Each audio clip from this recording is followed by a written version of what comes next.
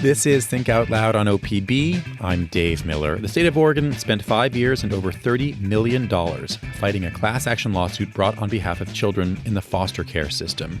The state finally signed a settlement agreement in 2024. It committed to decreasing the rate of abuse and improving the lives of children in the state's custody. It has to submit reports showing its progress towards those goals twice a year. Its first report, which was just released, does show progress. The state says it's moving more quickly to assess a child's mental health needs and is keeping more children in foster care with family members. But the latest numbers show a record high rate of maltreatment of kids in the child welfare system.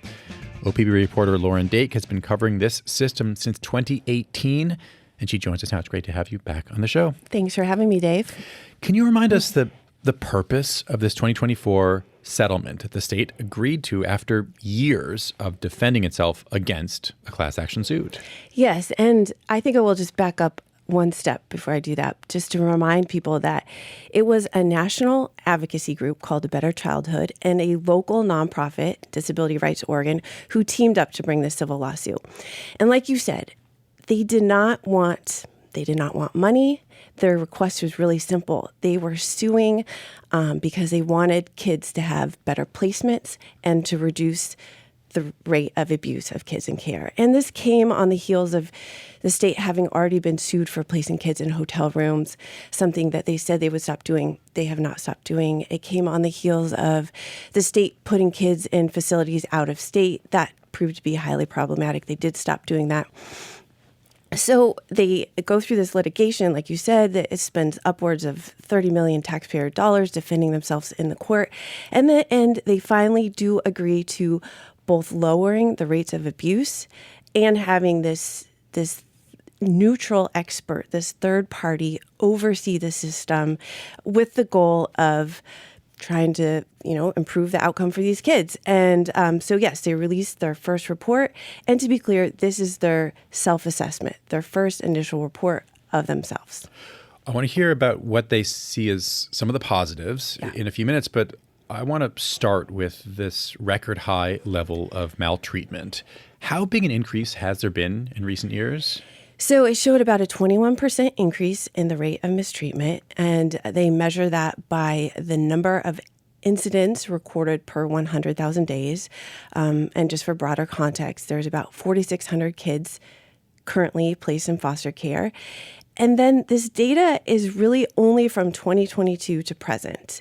That's the only window in which the data the state has collected is the same year over year. So it's truly comparing apples to apples.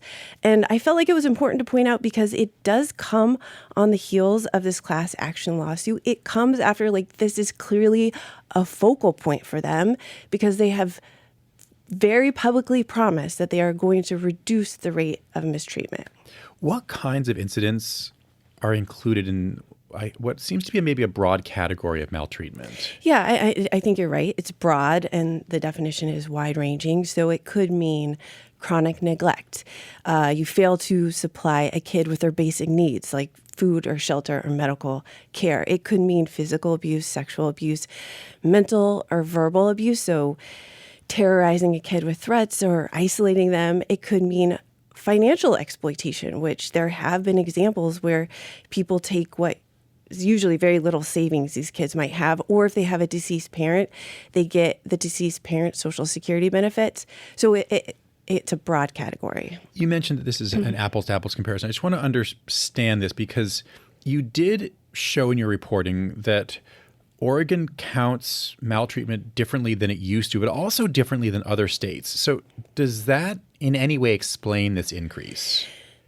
No. And that's the reason I highlighted this number. And it gets a little wonky and insidery when I try to explain, but I'm just going to simplify it. But basically, the state spent a lot of the time of this first initial report that they just released explaining why Oregon's numbers are so much higher than the national average. And in their defense, their explanation makes sense, right? Their data set is different. all states' data sets are pretty different. And Oregon is more inclusive than some other states. So it does, when you compare Oregon's rate to the national average, make Oregon look worse. But then I started to just ask questions because I really did want to understand what we were doing that was so different.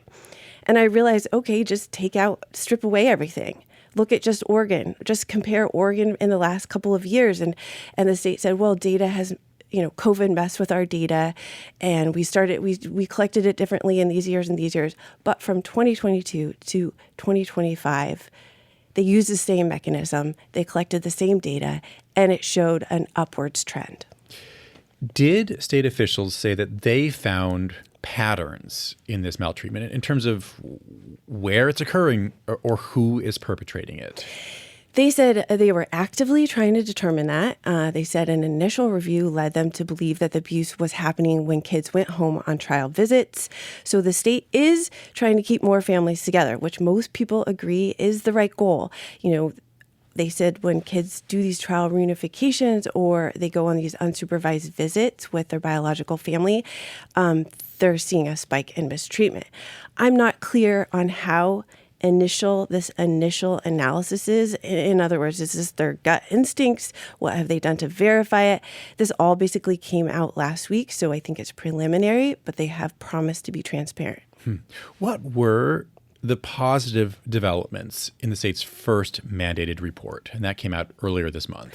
Yes. So I think you mentioned this. They are moving quickly to assess a child's mental health needs. So basically getting a mental health evaluation done when a kid enters the system faster, identifying their mental health needs faster, and connecting them with someone to help. That's great.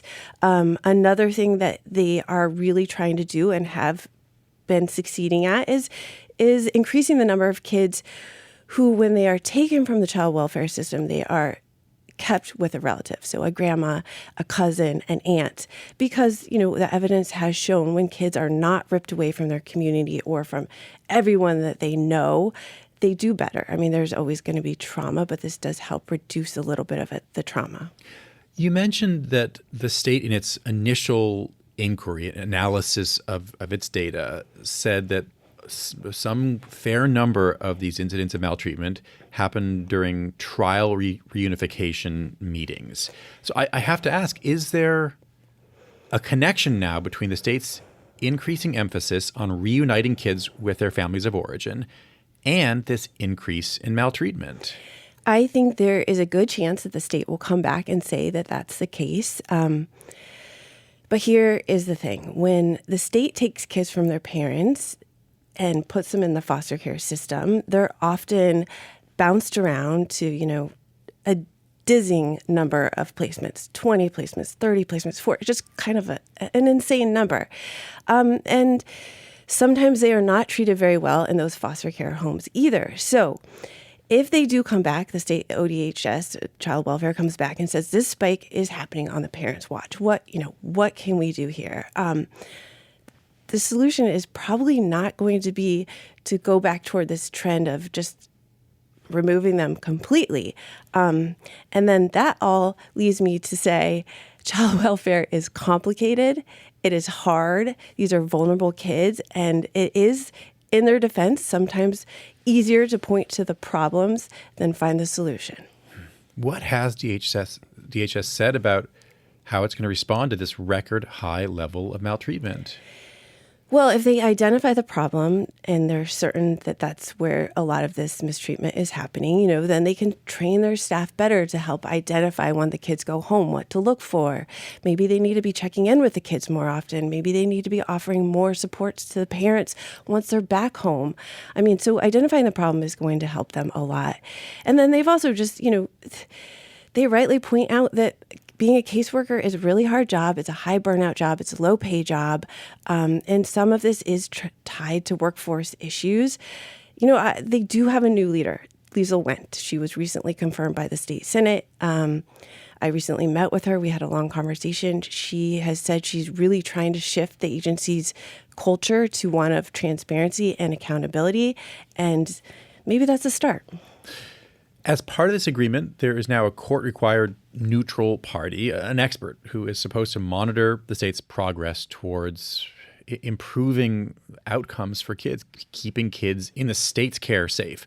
Has he said anything about this first progress report? No, not yet. So this neutral, his name's Kevin Ryan. He's done this work for other states.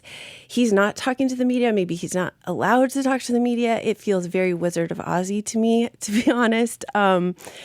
He said he will, or the state has said he will reply to the state self-assessment at some point, and hopefully he does so in like a very digestible, clear narrative so that we can all understand his thinking and his metrics.